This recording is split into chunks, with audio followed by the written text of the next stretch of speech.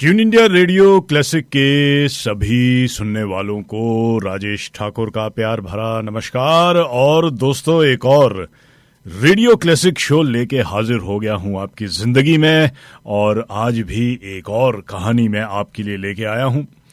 दोस्तों, आज की जो कहानी है, इस कहानी का नाम है 1972। ये एक बड़ा ही मजेदार साल है दोस्तों। इस साल में क्या कुछ हुआ वो मैं आपको बताऊंगा। हिंदी फिल्मों की पृष्ठभूमि पे इस कहानी को मैंने लिखा है। तो उस साल किस तरीके की फिल्में रिलीज हुई, किस तरीके का संगीत उस साल लोगों ने सुना। तो दोस्तों आइए, आज मैं आपको लिए चलूंगा 1972। एक लीप ईयर था। शनिवार के दिन इस साल की शुरुआत हुई थी, और जैसा कि हम सभी जानते हैं 366 दिन होते हैं लीप ईयर में। लेकिन कहते हैं कि ये आज तक का इतिहास का सबसे लंबा साल था, क्योंकि इस साल कोऑर्डिनेटेड यूनिवर्सल टाइम, जिसे हम यूटीएस भी कहते हैं, उसके तहत 2 एक्स्ट्रा सेकंड ऐड किए गए थे इस साल में। तो आज तक इतना लंबा बड़ा कभी साल नहीं रहा जो था 1972। भारत के प्रेसिडेंट थे वीवी गिरी, भारत की prime minister Shrimati Indira Gandhi, Australian monarch Elizabeth II, Australia के गवर्नर जनरल सर पॉल हैस्लॉक, और ऑस्ट्रेलिया के प्राइम मिनिस्टर उस साल 2 हुए थे। पहले विलियम मैकमाहन, और फिर हमारा यहाँ पे ऑस्ट्रेलिया में इलेक्शन हुआ था, और इलेक्शन के बाद नए प्राइम मिनिस्टर बने थे गॉफ विटलम। दोस्तों, 1972 में अगर हम हिंदी फिल्मों की बातचीत करते हैं तो भारत में 97 फिल्म्स बनी थी, और 1972 में दुनिया की पॉपुलेशन थी 3.837 बिलियन। भारत की पॉपुलेशन थी 581.1 मिलियन। चाइना की पॉपुलेशन 862 मिलियन। यूनाइटेड स्टेट में 1972 में रहते थे 209.9 मिलियन लोग, और ऑस्ट्रेलिया में 13.1 मिलियन लोग रहा करते थे। 1972 में एक देश ने अपना नाम भी बदला था। सिलोन जो था वो रिपब्लिक ऑफ श्रीलंका बना था। 1972 में डिजिटल वॉचेस की भी शुरुआत हुई थी। आज देखिए हम कहां पे पहुंच गए हैं। तो 1972 में जिन फिल्मों को बॉक्स ऑफिस पे सबसे ज्यादा लोगों ने पसंद किया था वो फिल्में थी सीता और गीता। नंबर 1 रही थी बॉक्स ऑफिस पे हेमा मालिनी। इस फिल्म में डबल रोल उन्होंने किया था, और साथ में थे धर्मेंद्र, संजीव कुमार। दूसरे नंबर पर रही थी फिल्म पाकीज़ा, मीना कुमारी, राजकुमार, अशोक कुमार और नादिरा। तीसरे नंबर पर दुश्मन, राजेश खन्ना, मीना कुमारी, मुमताज। चौथे नंबर पर राजा जानी, धर्मेंद्र, हेमा मालिनी। 5वें नंबर पर बेईमान, मनोज कुमार, राखी। 6ठे नंबर पर गोरा और काला, राजेंद्र कुमार, हेमा मालिनी, रेखा। 7वें नंबर पर अपना देश, राजेश खन्ना, मुमताज। 8वें नंबर पर विक्टोरिया नंबर 203, अशोक कुमार, सायरा बानो, नवीन निश्चल और प्राण।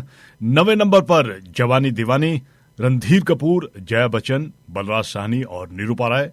और 10वें नंबर पर थी फिल्म दोस्तों समाधि, धर्मेंद्र, आशा पारेख और जया भादुड़ी। तो ये तो है दोस्तों उस साल की टॉप 10 फिल्में।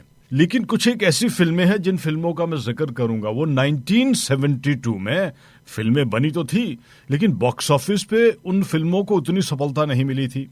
और रीजन उसके लिए कुछ भी हो सकते हैं। मे बी उस साल लोग बाग कुछ और ही देखना चाहते होंगे। लेकिन जो फिल्में उस साल बनी थी दोस्तों, और मेरा अपना मानना है कि वो फिल्में कल्ट है अपने आप में, एक बड़ी क्लासिक फिल्में हैं। उन फिल्मों का जिक्र करूंगा जो फिल्में टॉप 10 में नहीं है। राजेश खन्ना की अमर प्रेम, राजेश खन्ना की बावर्ची, संजीव कुमार, जया भादुड़ी की कोशिश, जितेंद्र की परिचय। ये दोनों ही फिल्में गुलजार साहब ने डायरेक्ट की थी। बड़ी कमाल की फिल्में हैं। और मनोज कुमार की एक फिल्म थी, बहुत ही जबरदस्त वो फिल्म थी, फिल्म का नाम शोर। तो कुछ एक और फिल्मों का भी जिक्र दोस्तों आज रहेगा। 1972 में तमाम हमारे साथी जिनका जन्म हुआ है दोस्तों, आपका ये साल बड़ा ही इंपॉर्टेंट है। इस साल आपका बर्थ हुआ था, तो बहुत बहुत आपको मुबारक। और अगर आपका जन्म हुआ था तो सोचिए आप कहां थे 1972 में। और जिन लोगों के साथ हमारे 1972 के बर्थडे बॉयज एंड गर्ल्स अपना बर्थडे शेयर कर रहे हैं, कुछ एक सेलिब्रिटी जिनका मुझे पता है तो उनका मैं बताए देता हूं। पूजा भट्ट का जन्म हुआ था 24 फरवरी 1972। 15 अप्रैल को मंदिरा बेदी, 20 अप्रैल को ममता कुलकर्णी, 8 जुलाई को सौरव गांगुली, 26 नवंबर को अर्जुन रामपाल, 28 दिसंबर को पैट्रिक राफ्टर, ये टेनिस खिलाड़ी है, और 15 अगस्त को बेन एफ्लिक, एक बड़े जाने माने अमेरिकन ये एक्टर है। तो दोस्तों आइए जरा 1972 के जमाने में चलते हैं और उस साल क्या कुछ हुआ है आपको बताता हूं।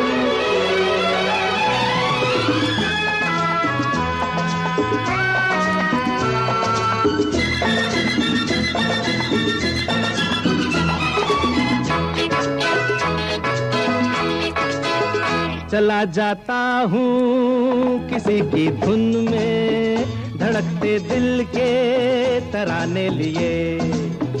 चला जाता हूँ किसी की धुन में, धड़कते दिल के तराने लिए।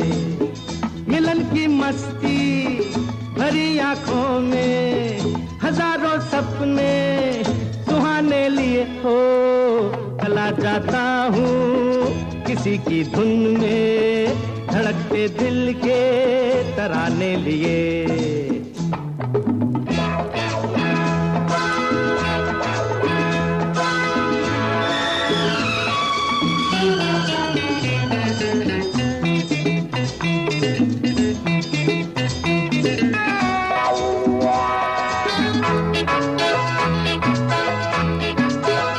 ये मस्ती के नजारे हैं तो ऐसे में तमन्ना कैसा मेरी कसम, जो लहराती डगरिया हो तो फिर क्यों ना चलूं मैं बहका बहका रे। मेरे जीवन में ये शाम आई है मोहब्बत वाले जमाने लिए हो। चला जाता हूँ किसी की धुन में, धड़कते दिल के तराने लिए।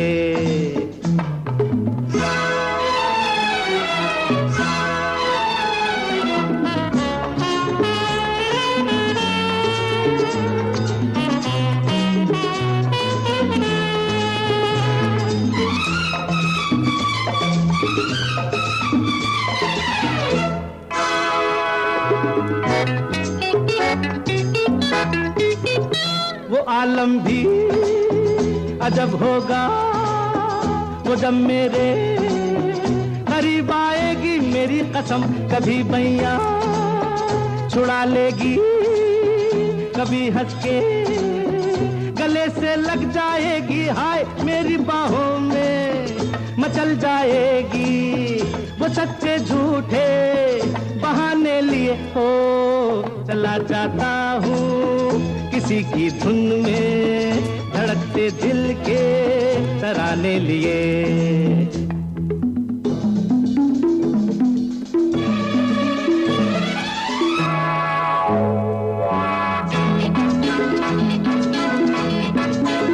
बहारों में नजारों में नजर डालूं तो ऐसा लागे मेरी कसम, वो नैनों में भरे काजल घूंघट खोले खड़ी है मेरे आगे रे। शर्म से बोझल झुकी पलकों में जवारातों के फसाने लिए हो।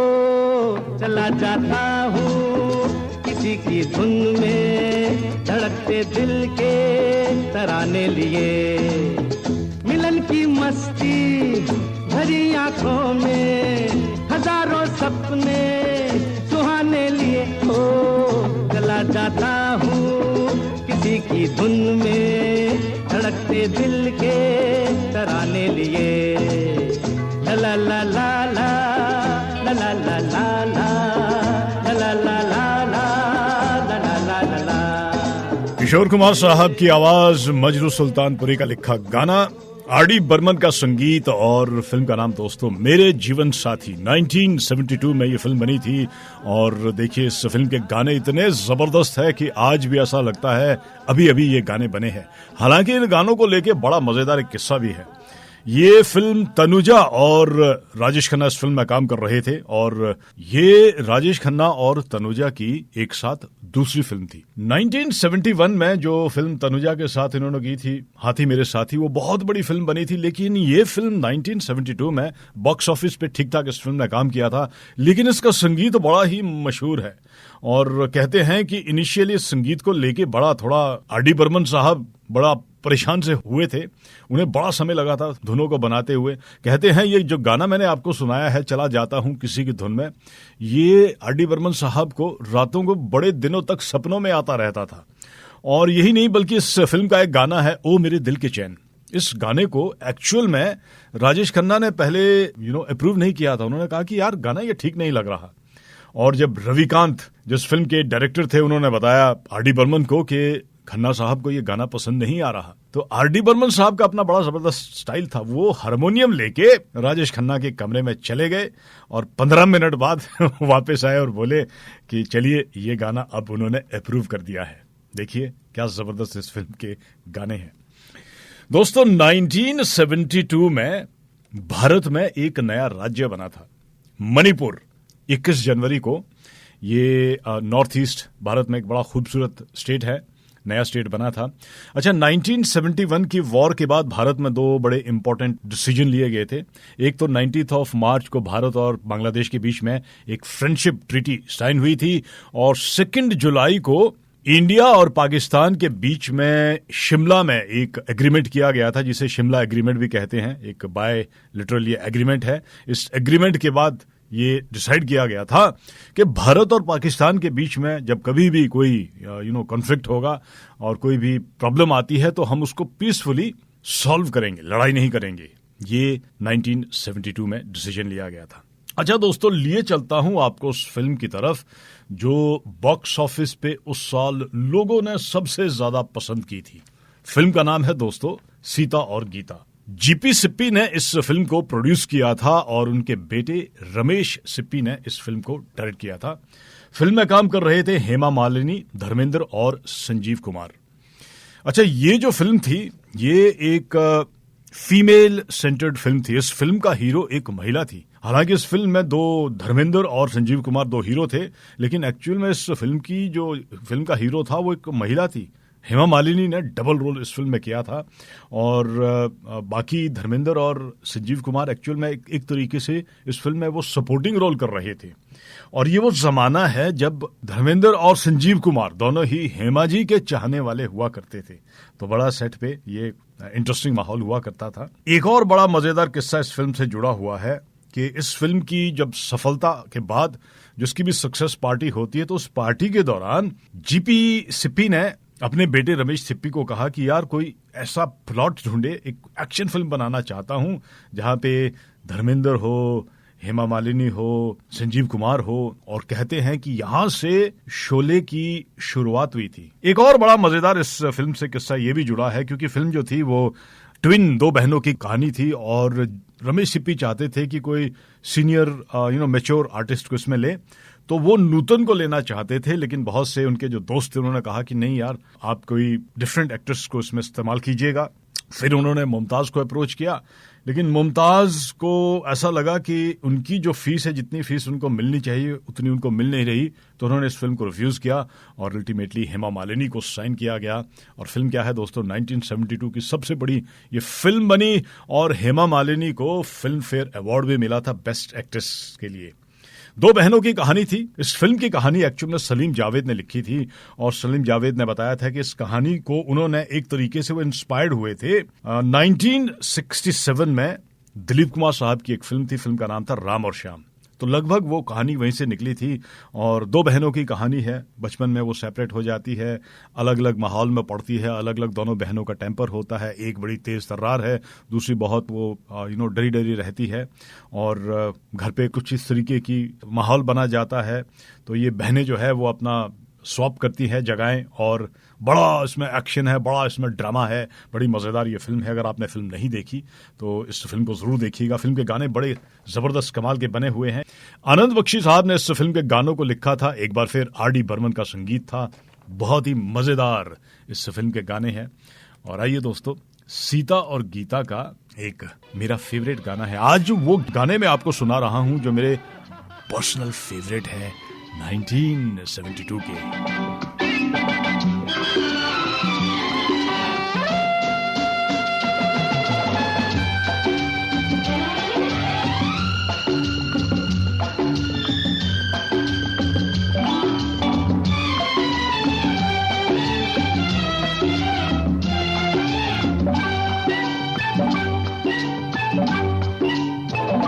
हवा के साथ साथ, अरे रे रे, घटा के संग संग, संभलना।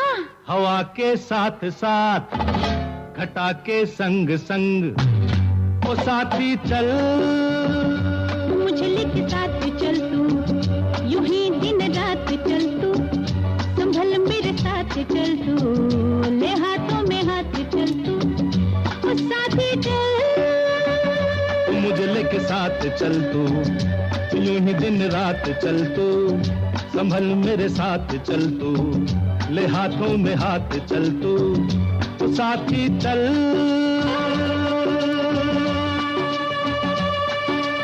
एक तो ये मौसम है बड़ा सुहाना, ला ला ला ला ला ला, ला ला ला, एक तो ये मौसम है बड़ा सुहाना, पा पा पे अपना दिल भी है दीवाना, पर्वत पे आके ना टकरा जाना, तू बन के बादल, ओ साथी चल, मुझे लेके साथ चल तू, यूं ही दिन रात चल तू, संभल मेरे साथ चल तू, ले हाथों में हाथ चल तू, ओ साथी चल।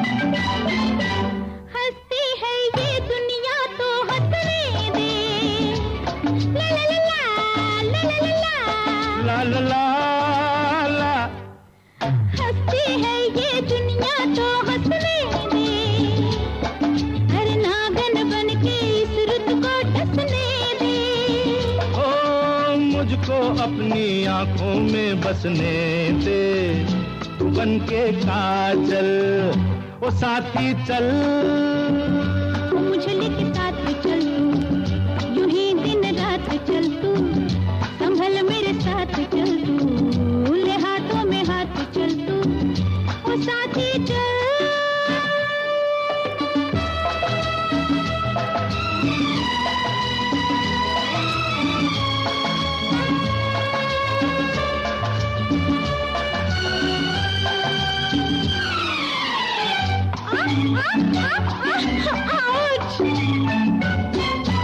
अपनी रेशमी जुल्फे लहराने दे, ला ला ला ला ला ला, ला ला ला, अपनी रेशमी जुल्फे लहराने दे, मुझको अपनी बाहों में आने दे, थक गई आज बहुत मैं अब जाने देना, मिलेंगे फिर कल, साथी चल, ला ला ला ला ला ला ला, ला ला ला ला ला ला ला ला, ला ला ला ला ला ला ला ला, ला ला ला ला ला ला ला ला, हे हे, ला ला ला ला ला ला, हे हे, ला ला ला ला ला ला ला ला, ला ला ला ला ला ला ला ला, ला ला ला ला ला ला। किशोर कुमार साहब और आशा भोसले की आवाज, आर.डी. बर्मन का संगीत, फिल्म का नाम सीता और गीता, 1972 की। दोस्तों, आज मैं आपको कहानी सुना रहा हूं। 1972 में ऑस्ट्रेलिया में एक नहीं बल्कि दो बड़े कमाल के अवार्ड हमारी महिलाएं ऑस्ट्रेलिया में लेके आई थी।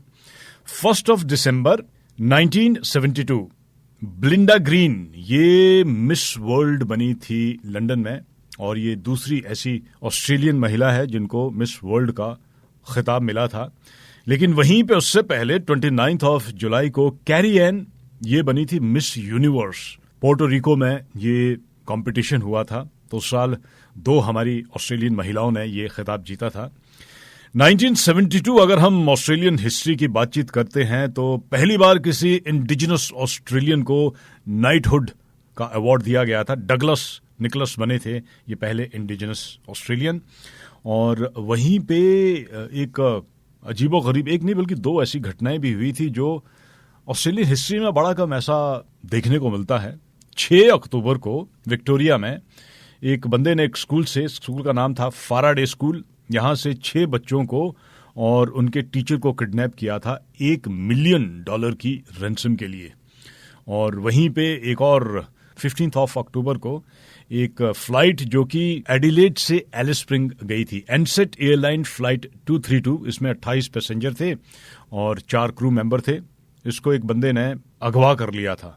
हाईजैकिंग हुई थी इस फ्लाइट की और एलिस स्प्रिंग एयरपोर्ट पे कुछ गन बैटल भी हुई थी जहां पे इस बंदे का देहांत हो गया था। तो ये भी अपने आप में ऑस्ट्रेलियन इतिहास में लिखा एक पन्ना है। उस साल ऑस्ट्रेलिया में स्मोकिंग जो है वो हेल्थ के लिए ठीक नहीं है। ये कंपल्सरी कर दिया गया था कि सिगरेट के पैकेट पे ये लिखा होना चाहिए अगर आपको सिगरेट बेचनी है। और वहीं पे 1972 में ऑस्ट्रेलियन सरकार ने ये एक लॉ बनाया था कि महिलाओं को इक्वल पे मिलेगा। जो भी काम धाम करते हैं तो अगर उनकी कोई एक पोजीशन के लिए मेल है या फीमेल है, उनका जो सैलरी होगा वो एक जैसा होगा 1972 में। अच्छा दोस्तों, आइए मैं आपको लिए चलता हूं 1972 की जो बॉक्स ऑफिस की दूसरी सबसे बड़ी फिल्म बनी थी और फिल्म का नाम है दोस्तों पाकीज़ा। कमाल अमारोही ने इस फिल्म को डायरेक्ट किया था, उन्होंने ही इस फिल्म को प्रोड्यूस किया था, उन्होंने ही इस फिल्म की कहानी को लिखा था। फिल्म में काम कर रहे थे मीना कुमारी, राजकुमार, अशोक कुमार और नादिरा। ये फिल्म भी फीमेल सेंटर्ड फिल्म थी और एक महिला की कहानी थी। और जहां तक इस फिल्म का सवाल है, ये फिल्म को बनते बनते 17 ईयर लगे थे। मुझे नहीं लगता है कि हिंदी फिल्म इंडस्ट्री के इतिहास में कोई ऐसी फिल्म है जिसको 17 साल बनने में लगे हो। आजकल फिल्में जो है वो लगभग 20, 22, 25 दिन में बन जाती है। तो उसका जो शूटिंग स्केड्यूल रहता है वो उतना होता है, उसके बाद बाकी सारा काम टेबल पे होता है, एडिटिंग होती है, डबिंग होती है। लेकिन 20-22 दिन में, 25 दिन में, 30 दिन में भी एक फिल्म बड़े आराम से आजकल बन जाती है। 17 साल लगे थे इस फिल्म को बनने में और अपने आप में एक बहुत ही क्लासिक की फिल्म है। और इस फिल्म की कहानी की शुरुआत हुई थी 1955 में। 1955 में कमाल अमारोही और मीना कुमारी के बीच में प्यार मोहब्बत थी। मीना कुमारी साउथ इंडिया में फिल्म की शूटिंग करने गई थी, जहां पे उनसे मिलने कमाल साहब भी गए थे और वहीं पे ये इनके जहन में कहानी आई और शुरुआत हुई इस फिल्म की 1955 में। उसके बाद इस फिल्म का जो शूटिंग था वो शुरू हुआ और कुछ समय बाद पता चला, इनिशियली ये ब्लैक एंड व्हाइट में फिल्म बननी शुरू हुई थी और कुछ इसकी शूटिंग अभी कुछ महीनों की हुई थी, जब पता चला कि अरे यार अब तो कलर्स जो है वो फिल्में आ रही है। तो फिर इन्होंने वो ब्लैक एंड व्हाइट जो शूट किया हुआ था उसको खत्म किया और दोबारा से कलर्स में इन्होंने इस फिल्म को शूट करना शुरू किया। और लगभग 2-4 महीने का समय बीत गया तो पता चला कि अब तो सिनेमा स्कोप आ गया है। तो फिर उन्होंने वो कलर वाला भी जो शूट किया था उसको खत्म किया और सिनेमा स्कोप में इस फिल्म की कहानी या इस फिल्म की शूटिंग उन्होंने शुरुआत की। इस बीच क्या हुआ, 1964 में कमाल अमारोही और मीना कुमारी का सेपरेशन हो गया और फिल्म रुक गई। 4 साल तक ये फिल्म रुकी रही। हुआ ये कि इस फिल्म को एक बार सुनील दत्त और नरगिस ने देखा और फिल्म को जो शूट हुआ हिस्सा होगा वो देखा होगा उन्होंने, तो उन्हें बड़ा वो पसंद आया और उन्होंने कमाल अमारोही और मीना कुमारी को अप्रोच किया, कहा कि एक बहुत ही कमाल की ये क्लासिक फिल्म है, आप इस फिल्म को क्यों रोक रहे हैं, आप इस फिल्म को बनाइए। उसके बाद 1968 में लगभग 4 साल बाद इस फिल्म की शुरुआत दोबारा से हुई और फिल्म क्या बनी है जनाब। इस फिल्म के को लेके बड़ी परेशानियों से ये फिल्म गुजरी है, शुरू से लेके आखिर तक। इवन इस फिल्म के जो म्यूजिक कंपोजर थे गुलाम मोहम्मद, बहुत ही कमाल का इस फिल्म का उन्होंने संगीत बनाया। इस फिल्म के लिए जो कमाल अमारोही साहब चाहते थे 12 जबरदस्त उन्होंने गाने बनाए। हालांकि सारे गानों का इस्तेमाल तो नहीं होना था, लेकिन कहा जाता है कि उस जमाने में म्यूजिक कंपोजर को कहा जाता था कि हमें जरा गाने दीजिएगा, फिर हम उनमें से गानों को सेलेक्ट करेंगे, उन गीतों को फिल्म में रखेंगे। 12 गाने उन्होंने इस फिल्म के लिए कंपोज किए थे और हुआ है कि फिल्म की शूटिंग के दौरान, क्योंकि इतना लंबे समय तक चली थी, उनका देहांत हो गया था। और इस फिल्म के बैकग्राउंड स्कोर के लिए फिर नौशाद साहब को याद किया गया। बल्कि बहुत सारे लोगों ने बाद में कमाल अमरोही साहब को कहा कि आप जो है वो, क्योंकि संगीत बहुत पहले बन चुका है, अब वो गुलाम मोहम्मद साहब इस दुनिया में नहीं है, 1972 में समय बदल गया है, नए तरीके के गाने आ रहे हैं, तो आप जो है वो म्यूजिक को बदलिए और नए सिरे से इस संगीत को बनाइए। लेकिन कमाल अमरोही साहब ने कहा कि नहीं, अब गुलाम मोहम्मद इस दुनिया में नहीं है। उन्होंने बहुत मेहनत की थी, बड़ा कमाल का उन्होंने संगीत बनाया है, 12 मुझे खूबसूरत गाने दिए हैं, उनमें से 6 गानों को मैंने चूज किया है और उन गानों का मैं इस्तेमाल करूंगा। और गाने क्या थे जनाब, बहुत ही जबरदस्त उस साल उस फिल्म का संगीत बना था। लेकिन हुआ ये कि फिल्म फेयर अवार्ड में जो अवार्ड था वो दिया गया था फिल्म बेईमान, जो साल बनी थी, मनोज कुमार साहब की वो फिल्म थी, और उस फिल्म में काम कर रहे थे प्राण को फिल्म फेयर अवार्ड मिला, तो उन्होंने फिल्म फेयर अवार्ड लेने से इनकार कर दिया। उन्होंने कहा कि ये सही नहीं है कि आप जो है वो लक्ष्मीकांत प्यारेलाल को फिल्म बेईमान के लिए बेस्ट म्यूजिक कंपोजर का अवार्ड दे रहे हैं। हालांकि मेरी ये फिल्म है, लेकिन मेरा ये मानना है कि सबसे बढ़िया संगीत जो है अगर किसी फिल्म का बना है इस साल, तो फिल्म का नाम है पाकीज़ा। देखिए, प्राण साहब का अपना एक अलग ही अंदाज हुआ करता था। और जहां तक सवाल है दोस्तों इस फिल्म की कहानी का, तो कहानी जो है वो बहुत ही कमाल की कहानी है। एक महिला की कहानी है, उसका स्ट्रगल है, एक जो तड़प होती है हर किसी इंसान के लिए कि वो किसी को प्यार करे, और तड़प होती है कि कोई उन्हें प्यार करे। वो इस तड़प को इस फिल्म में दिखाया गया है। और फिल्म की कहानी जो है वो 19th सेंचुरी के बिगिनिंग की है, और एक ऐसी महिला की कहानी है जो डांसर है, तवाइफ है, और उसकी आगे बेटी होती है, वो भी आगे तवाइफ बनती है। तो किस तरीके से जमाना जो है वो इंसान के इमोशन के साथ खेलता है, और हमारे समाज में कुछ एक ऐसे लोगों का जीवन है जिनको हम बड़े अजीबो गरीब नजरों से देखते हैं। तो एक बड़ी पाकीज़ा का मतलब होता है पवित्र, और जिस तरीके की कहानी है अपने आप में बहुत ही कमाल का इस फिल्म का प्लॉट है। शुरू से लेकर आखिर तक आप इस फिल्म में डूब जाते हैं। एक दर्द भरी कहानी है, और एक ऐसी कहानी है जहां पे आपको लगता है कि यार ऐसा क्यों होता है, ऐसा लोग क्यों सोचते हैं। हालांकि आखिर में आके ये फिल्म जो है बड़े हैप्पी नोट पे खत्म होती है, लेकिन बड़ा ही एक ये दर्द भरा किस्सा है। पाकीज़ा की कहानी है, मीना कुमारी की कहानी है। दोस्तों, अगर आपने ये फिल्म नहीं देखी तो मैं ज़रूर आपको रिकमेंड करूंगा कि समय निकाल के इस फिल्म को देखिएगा। और जहाँ तक इस फिल्म का संगीत है, मेरे तो सारे ही गाने इस फिल्म के बड़े फेवरेट हैं। जो मर्जी गाना आप पिक कर लें, तो इन गानों में से एक गाना चूज करना बड़ा मुश्किल होता है, लेकिन मैं आपके लिए जो गाना सुना रहा हूँ दोस्तों, बहुत से लोगों का बड़ा फेवरेट ये गाना है। लता मंगेशकर की आवाज़ सुनिए।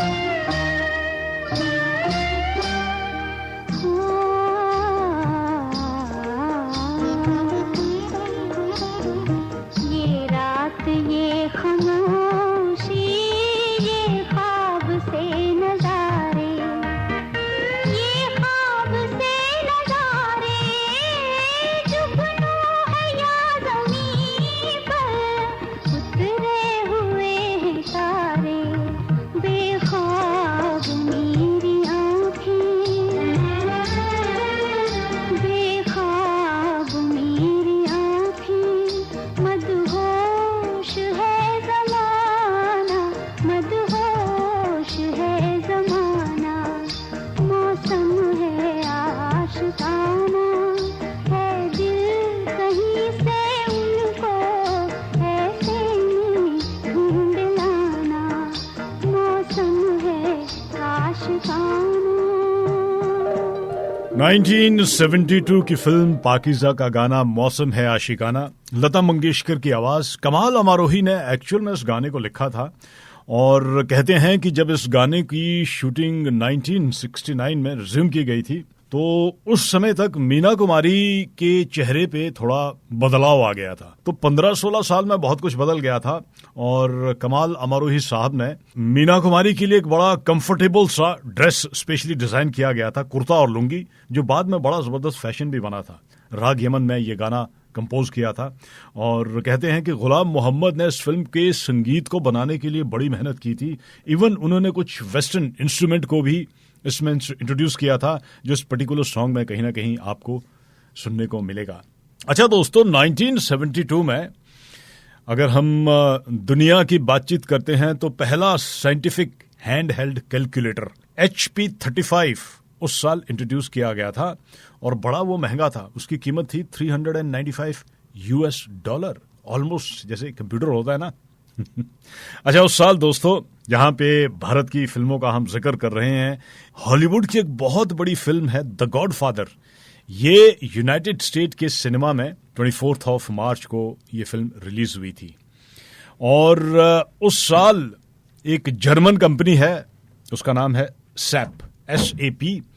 ये भी 1972 में इस कंपनी ने अपना काम करना शुरू किया था। आज अगर हम सॉफ्टवेयर कंपनीज की बातचीत करते हैं तो एक ये बहुत बड़ी कंपनी है और एक बड़ा अजीबोगरीब किस्सा 1972 का ये भी है कि चाइना की एक बहुत बड़ी रिवर है, सेकंड लॉन्गेस्ट रिवर है, इसका नाम है येलो रिवर।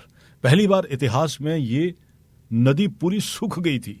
अच्छा दोस्तों, आइए एक और फिल्म का जिक्र मैं करना चाहूंगा। ये फिल्म टॉप 10 में तो कहीं भी नहीं है, लेकिन मेरा अपना मानना है कि बढ़िया फिल्मों का, अच्छी फिल्मों का जब भी जिक्र होगा तो उसमें एक फिल्म का नाम हमेशा आएगा और फिल्म का नाम है दोस्तों अमर प्रेम। शक्ति सामंत ने इस फिल्म को बनाया था। इस फिल्म के वो प्रोड्यूसर भी थे, इस फिल्म के वो डायरेक्टर भी थे। राजेश खन्ना, शर्मिला टैगोर, विनोद मेहरा और मदन पुरी इस फिल्म की स्टार कास्ट।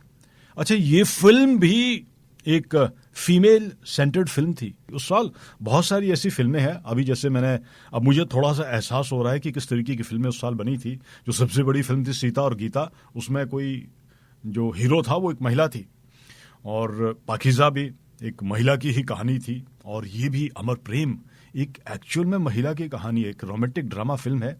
शक्ति सामंत ने इस फिल्म को डायरेक्ट किया था। उससे पहले उन्होंने राजेश खन्ना के साथ आराधना और कटी पतंग बनाई थी।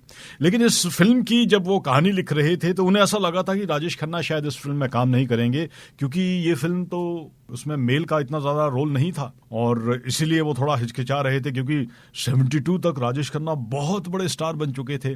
लेकिन जब शक्ति सामंत ने उन्हें कहानी सुनाई तो उन्होंने कहा कि देखिए, आपकी फिल्मों में पहले भी मैं काम कर चुका हूं, ये फिल्म तो मैं ही करूंगा। और देखिए फिर अपने आप में क्या जबरदस्त ये फिल्म बनी है। जहां तक इस फिल्म का सवाल है, ये एक बंगाली की एक फिल्म है, निशी पद्मा, उसी पर ये फिल्म बनी थी और उस फिल्म के जो डायरेक्टर थे अरविंदा मुखर्जी, उन्होंने इस फिल्म का स्क्रीन पे भी लिखा था और कहते हैं कि वो हिंदी उनको इतनी अच्छी नहीं आती थी तो इस फिल्म का स्क्रीन प्ले उन्होंने अंग्रेजी में लिखा था और रमेश पंत ने उस स्क्रीन प्ले को हिंदी में ट्रांसलेट किया था, पूरा का पूरा ट्रांसलेट किया था। सिर्फ एक अंग्रेजी का सेंटेंस उन्होंने वैसा ही छोड़ा था और वो सेंटेंस है दोस्तों, पुष्पा आई हेट टीयर्स। और बड़ा मशहूर ये डायलॉग भी हुआ था। और कहते हैं कि राजेश खन्ना ने इस फिल्म में उन्होंने आनंद बाबू का एक किरदार जो था पर्दे पे निभाया था। उन्होंने इस किरदार को समझने के लिए और आनंद बाबू बनने के लिए बंगाली की ओरिजिनल फिल्म निशी पद्मा है, उसको 24 बार देखा था, 24 टाइम। तो कितने बड़े, ये कितने कमाल के एक्टर थे कि उसे एक्चुअल में आनंद बाबू बनने के लिए ऐसा कुछ करना पड़ा था। और बहुत ही ज़बरदस्त ये फिल्म बनी थी। और कहते हैं कि जब इस फिल्म की शूटिंग के बाद इसका प्रीमियर हो रहा था अप्सरा थिएटर में, तो उस ज़माने में राजेश खन्ना इतने बड़े स्टार बन चुके थे और जो लोग बाग वहाँ पे मौजूद थे कि राजेश खन्ना जब प्रीमियर पे आए थे तो चारों तरफ लोग ही लोग थे और एक ही आवाज़ आ रही थी, राजेश खन्ना, राजेश खन्ना। एक और बड़ा मज़ेदार इस फिल्म से किस्सा जुड़ा है कि इस फिल्म का एक गाना है, चिंगारी कोई भड़के। हुआ ये कि ये फिल्म पूरी बन चुकी थी और पूरी बनने के बाद जब शक्ति सामंत ने इस गाने को सुना तो उन्होंने आर डी बर्मन को कहा कि नहीं, मुझे ये गाना चाहिए और मैं इस फिल्म के लिए दोबारा से इस फिल्म की कहानी पे काम करूंगा और इस गाने को इस फिल्म में फिट करूंगा। और उन्होंने इस गाने को शूट किया और फिर देखिए वो गाना क्या है जनाब, अपने आप में एक इतिहास है। जहां तक इस फिल्म की कहानी का सवाल है दोस्तों, एक बड़ा ये एक महिला की कहानी है कि किस तरीके से कभी कभी महिला की कमजोरी का समाज फायदा उठाता है। डोमेस्टिक वायलेंस इनके साथ होती है, इनके हस्बैंड जो है इनको घर से निकाल देते हैं, किसी और महिला से शादी कर लेते हैं, ये वापस अपने घर पे आती हैं तो इनकी माँ कहती है कि हमने तो तुम्हारी शादी कर दी है, अब तुम्हारा तो घर वही है, तुम यहाँ नहीं रह सकती है। तो बड़ा ये ज़माने में हमारा समाज किस तरीके से कभी कभी इस तरीके के नियम बना लेता है कि जीना मुश्किल हो जाता है। और फिर ये इनके जो दूर के रिश्तेदार होते हैं वो इनकी मजबूरी का फ़ायदा उठाते हैं, इन्हें बाहर ले जाके बाजार में जाके बेच देते हैं, जहाँ पे एक तवाइफ की तरह अपना ज़िंदगी व्यतीत करती है। तो कभी कभी हमारी ज़िंदगी में कुछ इस तरीके की हमारी सिचुएशन बन जाती है कि हमारा अपना जीवन बड़ा दुख भरा होता है, लेकिन कहीं ना कहीं हमें कोई सुख या कुछ प्यार या कुछ ऐसा रिश्ता हमारा बन जाता है, जो इस फिल्म की कहानी है अमर प्रेम। तो ये तो शर्मिला टैगोर सारा ज़माना इनको ठुकराता है। वहीं पे एक और इंसान है जिनकी अपनी कहानी है, आनंद बाबू, राजेश खन्ना, जिनके घर पे बड़ा दुख है, उनके पास सब कुछ है लेकिन प्यार नहीं है। और ये एक गली से जब गुजर रहे होते हैं तो उन्हें एक बड़ा मीठा सा गाना सुनाई देता है और उस गाने को सुनने के लिए ये चले जाते हैं, वहाँ कोठे पे पहुँचते हैं जहाँ पे शर्मिला टैगोर है। और उसके बाद ये रेगुलर वहाँ पे आते हैं क्योंकि ये उनके गाने के बड़े दीवाने हो जाते हैं और इनकी अपनी कहानी होती है। तो कहीं ना कहीं वो एक प्यार जो इन्हें संगीत में मिलता है वो उस जगह पे मिलता है। और वहीं पे शर्मिला टैगोर के पड़ोस में एक छोटा बच्चा रहता है, जिस बच्चे को बड़े बुरे तरीके से घर पे ट्रीट किया जाता है और ये बच्चा शर्मिला टैगोर के घर पे आता जाता रहता है। इस बच्चे को उस महिला से एक माँ वाला प्यार हो जाता है, हालांकि घर वाले नहीं चाहते हैं कि ये नंदू छोटा बच्चा वहाँ पे जाए। फिर इस नंदू बच्चे को कहीं और ले जाया जाता है, बाद में ये बड़ा हो जाता है, विनोद मेहरा बनता है, लेकिन उसके जहन में वही अपना माँ वाला प्यार जो है वो कहीं ना कहीं ढूंढता रहता है शर्मिला टैगोर को। तो ये जो कहानी है, 3 लोगों की ऐसी कहानी है जिनकी अपनी जिंदगी में कुछ भी नहीं है लेकिन एक दूसरे से ये लोग जुड़ते हैं, जिसे हम कहते हैं अमर प्रेम।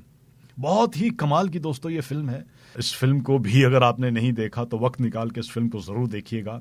आर डी बर्मन साहब का संगीत था, आनंद बख्शी के लिखे हुए गाने हैं। गाने क्या है जनाब, एक से बढ़ के एक गाना है। रहना बीती जाए, चिंगारी कोई भड़के, कुछ तो लोग कहेंगे, ये क्या हुआ, या फिर बड़ा नटखट है, लता जी की आवाज में। एक और गाना इस फिल्म में है। एक्चुअल में जब इस फिल्म की शुरुआत होती है तो इस फिल्म का जो टाइटल ट्रैक है, डोली में बिठाई के कहार, एस.डी. बर्मन ने इस गाने को गाया था। तो आर.डी. बर्मन ने अपने पिताजी से कहा कि मुझे लगता है कि ये गाना है इस फिल्म का जो कि आपकी ही आवाज़ में ये गाना फिट होता है। और एस.डी. बर्मन के जो ऑल टाइम गाने हैं उनके अपने गाए हुए, उसमें ये गाना भी बड़ा ही मशहूर है। दोस्तों ये फिल्म बॉक्स ऑफिस पे टॉप 10 में तो नहीं है, लेकिन मेरा मानना है कि बहुत ही कमाल की ये फिल्म है। बहुत ही कमाल का इस फिल्म का संगीत है। और इस फिल्म का एक और गाना जो मेरा बड़ा पर्सनल फेवरेट है, क्या हुआ, कैसे हुआ, कब हुआ, अब क्या सुनाए। ये क्या हुआ, कैसे हुआ, कब हुआ, क्यों हुआ, जब हुआ तब हुआ।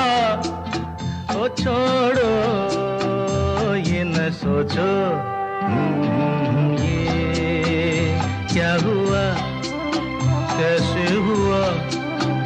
जब हुआ क्यों हुआ, जब हुआ तब हुआ, ओ छोड़ो ये न सोचो ये क्या हुआ।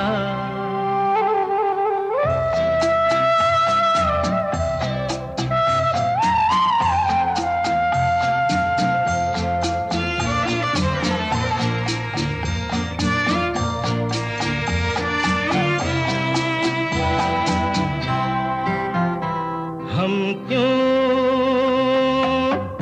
शिकवा करे झूठा, क्या हुआ जो दिल टूटा। हम क्यों शिकवा करे झूठा, क्या हुआ जो दिल टूटा। शीशे का खिलौना था, कुछ ना कुछ तो होना था।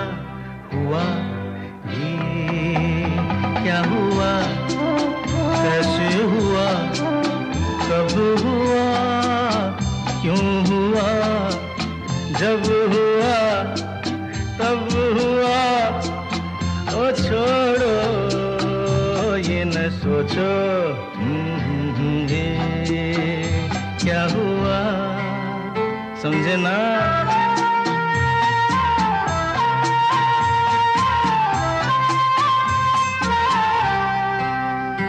हमने जो देखा था सुना था, क्या बताए वो क्या था। हमने जो देखा था सुना था, क्या बताए वो क्या था। सपना सलोना था, तुम तो होना था। हुआ ये क्या हुआ, कैसे हुआ, कब हुआ, क्यों हुआ, जब हुआ तब हुआ, ओ छोड़ो ये न सोचो ये क्या हुआ।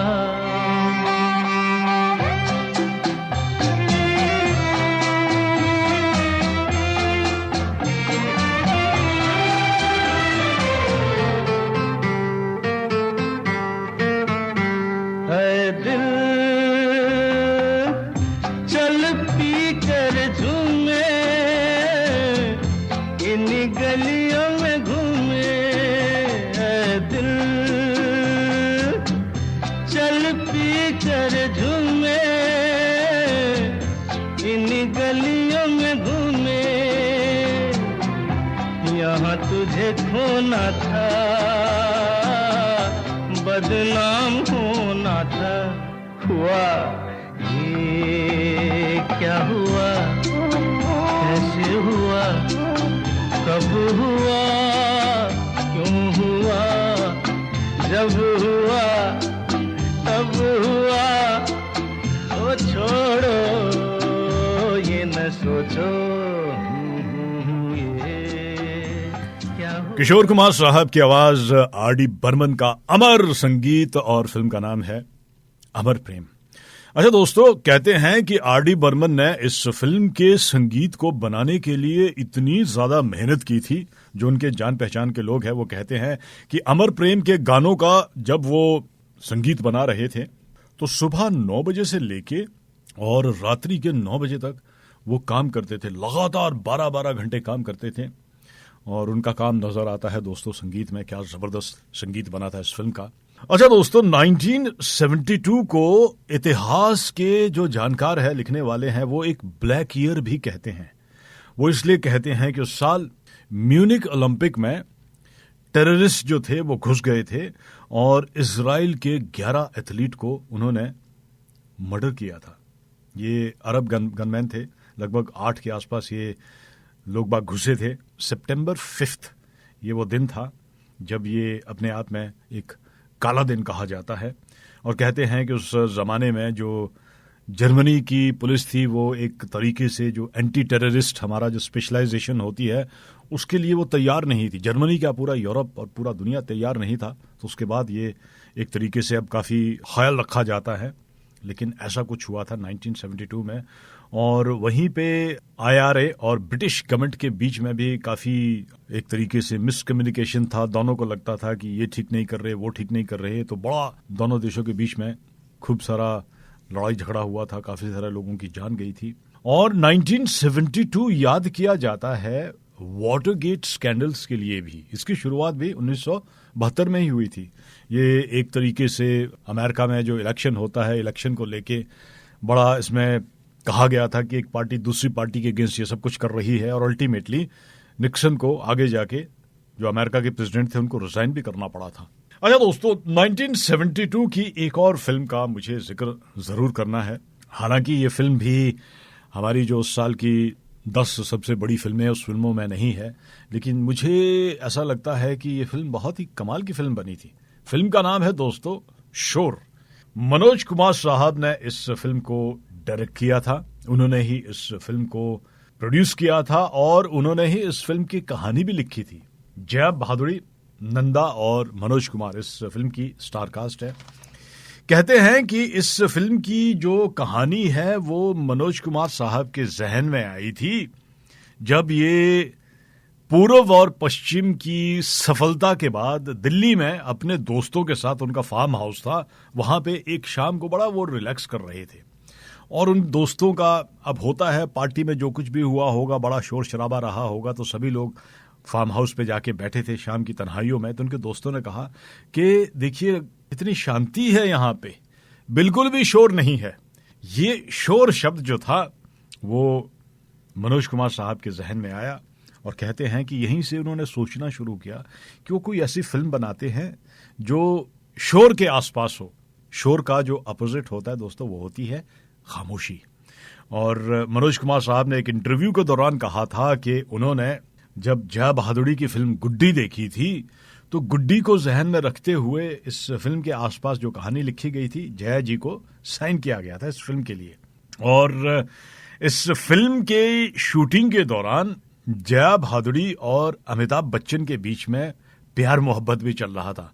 अमिताभ बच्चन उस जमाने में एक स्ट्रगलिंग आर्टिस्ट हुआ करते थे और अक्सर वो इस फिल्म की शूटिंग के दौरान वो सेट पे आया करते थे। और मनोज कुमार साहब को लगा कि यार इस लड़के के अंदर कुछ बड़ा कमाल का एक खामोशी है, और उस खामोशी को उन्होंने इस अपनी अगली फिल्म के लिए अमिताभ बच्चन को साइन किया था। फिल्म का नाम था रोटी कपड़ा और मकान। खैर, रोटी कपड़ा और मकान का जिक्र किसी और दिन करेंगे, लेकिन इस फिल्म की जो कहानी थी वो बड़ी ही इंटरेस्टिंग इस फिल्म का प्लॉट लिखा गया था। जैसे कि हमने कहा है फिल्म का नाम है शोर, लेकिन इस फिल्म के में जो खामोशी का ज़्यादा जिक्र किया गया था। होता यह है कि मनोज कुमार जो है इस फिल्म की बिगिनिंग में ही दिखाया जाता है कि एक्सीडेंट होता है, एक्सीडेंट में इनकी धर्मपत्नी नंदा का देहांत हो जाता है और इनका बेटा दीपक वो उनकी जबान चली जाती है, वो खामोश हो जाते हैं, वो बोल नहीं पाते हैं। और इसके लिए एक बड़ा लंबा चौड़ा आई थिंक सर्जरी उनको करनी पड़ती है, बड़ा उसमें खर्चा आता है जिसके लिए बड़ी मेहनत करते हैं। और अल्टीमेटली जिस दिन सर्जरी होती है इनके बेटे की आवाज़ है वो वापस आनी होती है। और होता यह है कि फैक्ट्री में जहाँ ये काम धाम करते हैं वहाँ पे एक बड़ा हादसा हो जाता है और इस हादसे में ये एक्चुअल में इनके कान जो है वो हमेशा के लिए बंद हो जाते हैं, ये सुनना बंद कर देते हैं। तो एक तरफ इनके बेटे की आवाज़ वापस आती है और दूसरी तरफ इनकी कानों की जो ताकत होती है सुनने की वो चली जाती है। तो बड़ा ये इंटरेस्टिंग प्लॉट है। गाने इस फिल्म के बहुत ही कमाल के बने थे। लक्ष्मीकांत प्यारेलाल ने इस फिल्म का संगीत दिया था। एक गाना जो है वो बड़ा अमर गाना बना है, संतोष आनंद ने उस गाने को लिखा है और गाना है दोस्तों एक प्यार का नगमा है, मौजों की रवानी है, जिंदगी और कुछ भी नहीं, तेरी मेरी कहानी है।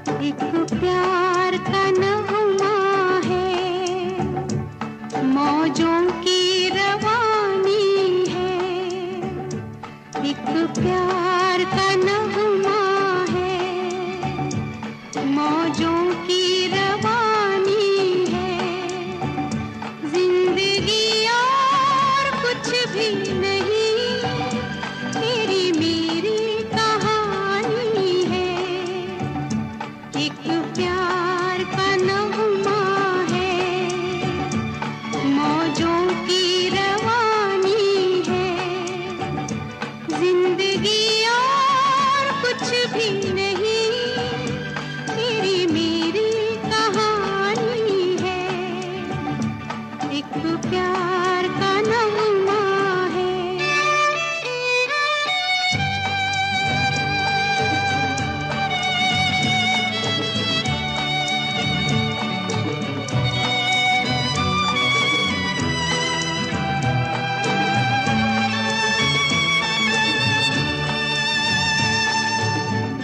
ला ला ला ला ला ला, ला ला ला ला ला, कुछ पाकर खोना है, कुछ खोकर पाना है, जीवन का मतलब तो आना और जाना है, दो पल के जीवन से एक उम्र चुरानी है, जिंदगी और कुछ भी नहीं, तेरी मेरी कहानी है, एक प्यार का नगमा है।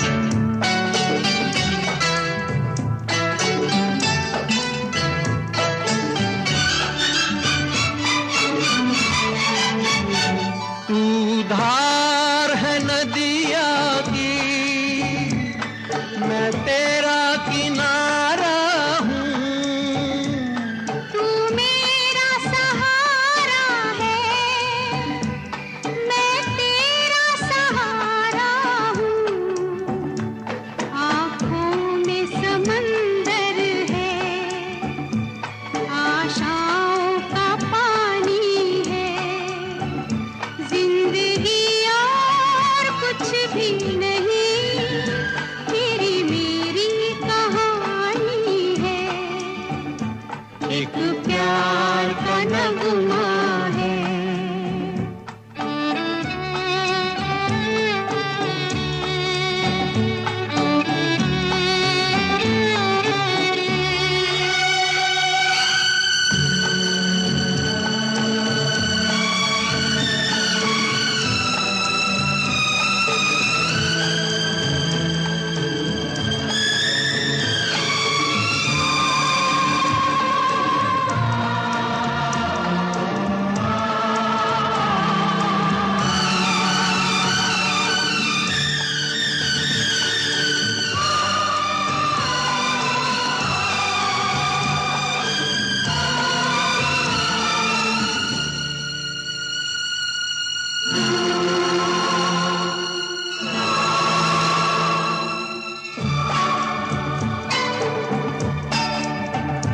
तूफान को आना है, आकर चले जाना है, बादल है ये कुछ पल का, छाकर ढले जाना है, परछाइयाँ रह जाती निशानी है, जिंदगी और कुछ भी नहीं, तेरी मेरी कहानी है, एक प्यार का नगमा है, मौजों की रवानी है, जिंदगी और कुछ भी नहीं, तेरी मेरी कहानी है। 1972 में बड़ी ही कमाल की फिल्में बनी है दोस्तों, और कुछ एक फिल्मों का जरूर मैं यहाँ पे जिक्र करूंगा। एक फिल्म है, फिल्म का नाम है बावर्ची। ऋषिकेश मुखर्जी ने इस फिल्म को प्रोड्यूस किया था, उन्होंने ही इस फिल्म को डायरेक्ट किया था। राजेश खन्ना, जया भादुड़ी, असरानी इस फिल्म की स्टार कास्ट, और बड़ी कमाल की ये फिल्म है। मेरा अपना मानना है राजेश खन्ना की जो बेहतरीन फिल्मों का जब कभी भी जिक्र होगा तो उनमें कुछ एक फिल्में हैं जिसमें बावर्ची भी बहुत ही कमाल की फिल्म है। राजेश खन्ना जो अपने रोमांटिक गानों के लिए, रोमांटिक फिल्मों के लिए जाने जाते हैं, लेकिन एक ही ऐसी फिल्म है कि इस पूरी फिल्म में उन्होंने एक टोपी पहनी हुई है, उन्होंने अपने बाल तक नहीं दिखाए हैं और एक बावर्ची का वो इस फिल्म में अभिनय कर रहे हैं, घर के वो नौकर बने हैं और बहुत ही कमाल की ये फिल्म है। बड़ा इस फिल्म का एक डायलॉग भी है, बड़ा ही मशहूर है कि खुश रहना बड़ा ही साधारण है पर साधारण बनना बड़ा मुश्किल है। बड़ा सिंपल सा फंडा है दोस्तों इस फिल्म का भी, और फिल्म की कहानी भी बड़ी सिंपल सी है। एक ऐसा घर है जिस घर में जो लोग बाग है, अमीर घर है, लेकिन हमारी सब लोगों की जो ईगो होती है, एक दूसरे से नफरत करते हैं छोटी छोटी बातों के लिए। घर का माहौल बड़ा ही खराब है और इतना खराब है कि इस घर में कोई नौकर जो है वो टिकता ही नहीं है, क्योंकि बेचारा कोई नौकर वहां पे जाता है तो सबसे पहले चाय मुझे होनी चाहिए, सबसे पहले मेरा काम होना चाहिए, यहाँ क्यों हो रहा है, वहाँ क्यों हो रहा है, और घर पे कोई नौकर टिकता ही नहीं है।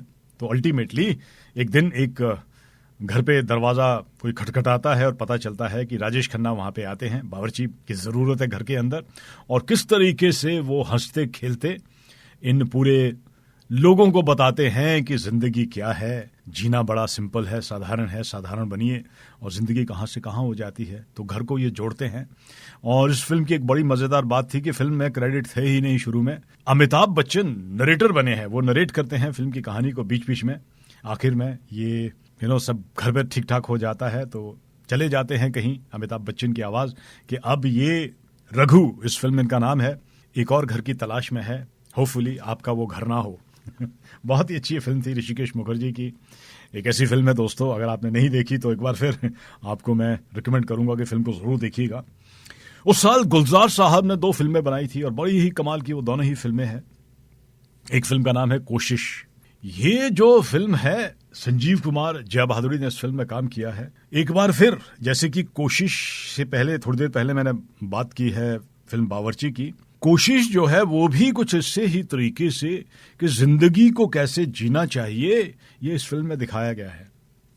हमारी जो डिसेबिलिटी होती है दुनिया में, लोग बाग उसको किस नजरों से देखते हैं और किस तरीके से इस फिल्म में दिखाया गया है कि कपल है जो गूंगा है और बहरा है, बात नहीं कर पाते हैं और सुन भी नहीं पाते हैं, लेकिन कैसे वो जिंदगी को जीते हैं। उन्हें एक दूसरे से मिलते हैं, फिर प्यार होता है, बच्चे होते हैं, और किस तरीके की परेशानियां आती है, सारी परेशानियों से ये जूझते हैं, जिंदगी से ये हार नहीं मांगते हैं, और कभी भी ये इनके जहन में ये नहीं आता है कि यार बस बहुत हो गया, हमसे ये नहीं होता है। तो बड़े अच्छे तरीके से जिंदगी को इन्होंने बहुत बड़ा जिया है। एक नॉर्मल इंसान भी शायद वैसा नहीं जी पाता है जो एक्चुअल में इस फिल्म में दिखाया गया है। बहुत ही जबरदस्त कमाल की ये फिल्म बनी थी। और उसी साल एक और फिल्म गुलजार साहब की, फिल्म का नाम है परिचय, और बहुत ही कमाल के उस फिल्म के गाने थे। इस फिल्म में काम किया था जितेंद्र और जया बहादुरी ने, आर.डी. बर्मन का संगीत था। ये फिल्म भी अपने जमाने की एक बड़ी ही कमाल की फिल्म है। 1965 की फिल्म है द साउंड ऑफ म्यूजिक। इस फिल्म से इंस्पायर्ड होके और एक बंगाली नॉवल की कहानी को मिलजुल के गुलजार साहब ने इस फिल्म को लिखा था। जितेंद्र अपने जमाने में, उस जमाने में एक बड़ी कमाल के एक्टर हुआ करते थे, लेकिन गुलजार साहब ने उन्हें एक बड़ा मोटा सा चश्मा लगवाया था और मूछें उनकी इस फिल्म में दिखाई गई थी। एक प्रोफेसर बने हुए हैं, टीचर बने हैं, जो एक ऐसे घर में जाते हैं जहाँ पे 5 बच्चे जो है वो रहते हैं दादाजी के साथ, किसी का नहीं सुनते हैं, लेकिन ये ढूंढते हैं कि उनकी क्या कमी है और क्या चीज़ ये लोग मिस आउट कर रहे हैं। तो इस फिल्म की कहानी कुछ इस तरीके की थी। संगीत इस फिल्म का बहुत ही कमाल का बना था, बहुत ही अच्छे इस फिल्म के गाने हैं। बीते ना बिताए रहना और सारे के सारे घमा को लेके गाते चले, लेकिन एक गाना जो है बहुत ही मशहूर गाना है दोस्तों इस फिल्म का। मुसाफिर हूँ यारो, ना घर है ना ठिकाना,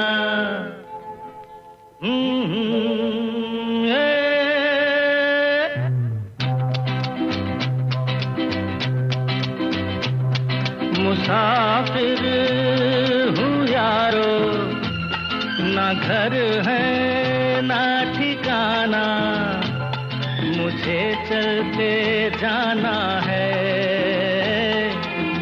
बस चलते जाना।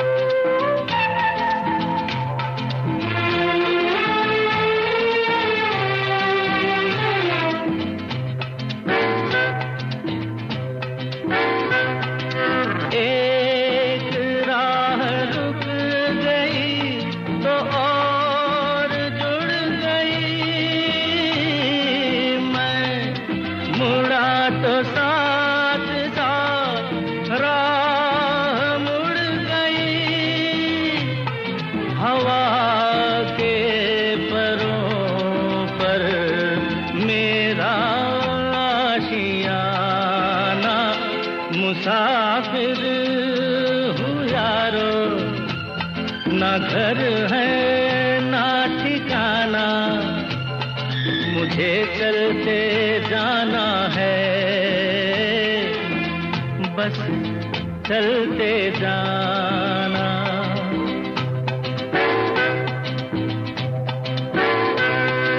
दिल ने हाथ थाम कर इधर बिठा लिया, रात ने इशारे से उधर बुला लिया, सुबह से शाम से मेरा दोस्ताना, मुसाफिर हूँ यारो, ना घर है ना ठिकाना, मुझे चलते जाना है, बस चलते जाना। मुसाफिर हूँ यारो, ना घर है ना ठिकाना, मुझे चलते जाना है, बस चलते। गुलजार साहब ने इस गाने को लिखा और आर.डी. बर्मन के साथ साथ उनके साथ एक बहुत ही कमाल के गिटारिस्ट थे भानु गुप्ता, मिलजुल के इन्होंने इस गाने की धुन बनाई थी। किशोर कुमार की आवाज। अच्छा दोस्तों, 1972 में जिन फिल्मों को फिल्म फेयर अवार्ड मिला था, आइए जरा एक नजर दौड़ाते हैं। बेस्ट एक्टर का अवार्ड मिला था मनोज कुमार को, फिल्म का नाम बेईमान। बेस्ट एक्ट्रेस का अवार्ड हेमा मालिनी, फिल्म सीता और गीता। बेस्ट फिल्म और बेस्ट डायरेक्टर ये दोनों मिले थे बेईमान के डायरेक्टर सोहन लाल कनवार को, और बेस्ट सपोर्टिंग एक्टर मेल प्राण साहब, फिल्म का नाम बेईमान। Best supporting actor female Zeenat Aman, film का नाम हरे रामा हरे कृष्णा। हरे रामा हरे कृष्णा दिसंबर के महीने में 1971 में रिलीज हुई थी, तो इसलिए इस फिल्म को 72 की जो फिल्में थी उस फिल्मों में शामिल किया गया था। अगर हम अवार्ड की बातचीत करते हैं, बेस्ट म्यूजिक डायरेक्टर का अवार्ड मिला था शंकर जयकिशन को, फिल्म का नाम बेईमान। बेस्ट लिरिसिस्ट वर्मा मलिक, गाना लिखा था बेईमान का जय बोलो बेईमान की। और best playback singer male Mukesh, बेईमान का गाना जय बोलो बेईमान की। और best playback singer female Asha Bhosle, दम मारो दम, और फिल्म का नाम हरे रामा हरे कृष्णा। अच्छा दोस्तों, रेडियो पे उस साल जिन गीतों को सबसे ज्यादा पसंद किया गया, आइए जरा एक नजर उस पर भी दौड़ाते हैं। सबसे ज्यादा उस साल गाना सुना गया था दम मारो दम, ये हरे रामा हरे कृष्णा का गाना। दूसरे नंबर पर इन्हीं लोगों ने ले लीना दुपट्टा मेरा, लता मंगेशकर की आवाज, फिल्म का नाम पाकीज़ा। तीसरे नंबर पर चलते चलते यूं ही कोई मिल गया, फिल्म का नाम पाकीज़ा, लता मंगेशकर की आवाज। चौथे नंबर पर सच्चाई छुप नहीं सकती, किशोर कुमार की आवाज, फिल्म का नाम दुश्मन। पांचवें नंबर पर चिंगारी को एक भड़के, अमर प्रेम का गाना, किशोर कुमार की आवाज। सातवें नंबर पर दुनिया में लोगों को धोखा कभी हो जाता है, फिल्म का नाम अपना देश, आशा भोसले, आर.डी. बर्मन की आवाज। आठवें नंबर पर गाना ये जीवन है इस जीवन का यही है रंग रूप, किशोर कुमार की आवाज, पिया का घर, फिल्म का नाम। 9वें नंबर पर ये क्या हुआ कैसे हुआ कब हुआ क्यों हुआ, किशोर कुमार की आवाज, अमर प्रेम का गाना। 10वें नंबर पर गाना था आप यहां आए किस लिए, फिल्म का नाम कल आज और कल, 1971 की ये फिल्म थी, किशोर कुमार, आशा भोसले। और 11वें नंबर पर गाना था दोस्तों आंखों आंखों में बात होने दो, आशा भोसले, किशोर कुमार की आवाज, और फिल्म का नाम आंखों आंखों में। दोस्तों, इसी के साथ स्टूडियो की घड़ी के मुताबिक मेरा यहां से जाने का समय हुआ जा रहा है, और 1972 का एक और बड़ा मेरा पर्सनल फेवरेट गाना आपके लिए मैं छोड़े जा रहा हूं। आनंद बख्शी ने इस गाने को लिखा है, लक्ष्मीकांत प्यारेलाल का संगीत, फिल्म का नाम है पिया का घर, और आवाज है किशोर कुमार की। इस वादे के साथ कि बड़ा जल्दी एक और शो, एक और कहानी आपके लिए लेके आऊंगा। तब तक के लिए नमस्कार।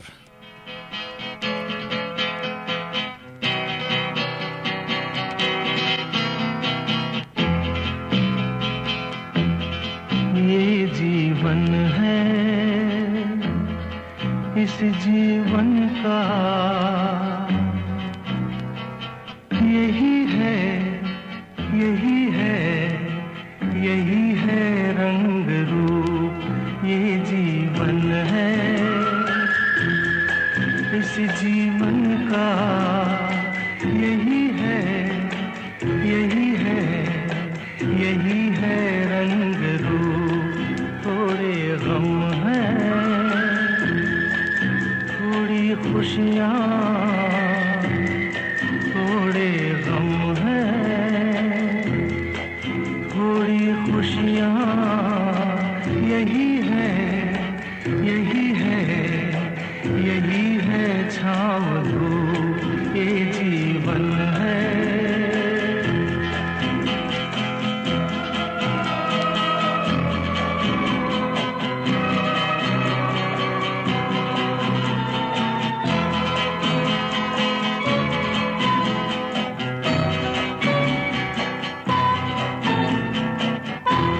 न सोचो इसमें अपनी हार है कि जीत है, ये न सोचो इसमें अपनी हार है कि जीत है।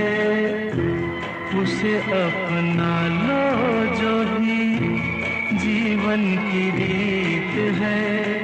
ये जिद छोड़ो, यूं ना तोड़ो, हर पल एक दर्पण है। ये जीवन है, इस जीवन का यही है, यही है, यही है रंग रूप। ये जीवन है।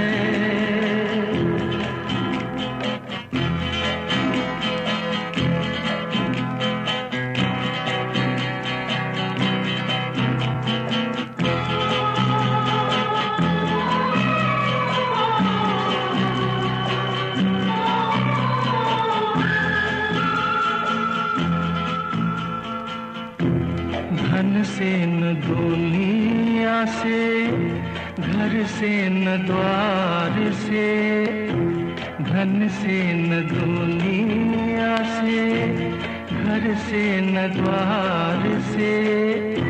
सांसों की डोर बंधी है प्रीतम के प्यार से।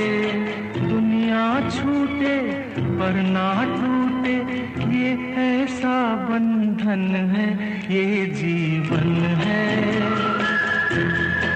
इस जीवन का यही है, यही है, यही है रंग रूप। थोड़े गम हैं, थोड़ी खुशियाँ, यही है, यही है, यही है छाँव धूप। ये जीवन है।